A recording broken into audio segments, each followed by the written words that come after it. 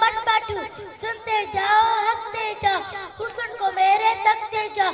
जी हाँ हज़ीने महफिल सब तुझे भी क्या चीज़ है तेरा माशाल्लाह, यकीन साजद है खुद देख देख कर। लेकिन मैं सच बताऊँ तो मैं अंदर से बहुत दुखी हूँ, मैं सच बोल रही हूँ, मैं अंदर से बहुत दुखी हूँ। मुझे अपने घर वाले पे ना बड़ा ही गुस्सा आता है, इतने काम करवाते हैं कि मैं के उठती हूँ, बस कर दो बस।